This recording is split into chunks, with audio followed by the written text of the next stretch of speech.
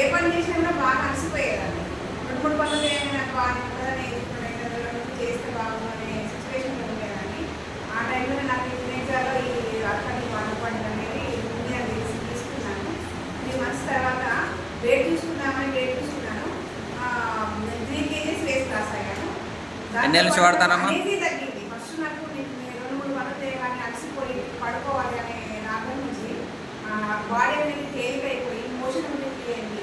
తర్వాత నాకు ఇక్కడ కొంచెము ఇలా పట్టేసినట్టుగా ఉండేది, అదొకటి ఫ్రీ అయింది. నాకు చాలా హ్యాపీగా అనిపించింది. ఎన్ని నెలల నుంచి వాడుతున్నారు? 3 మంత్స్ అయిపోయింది.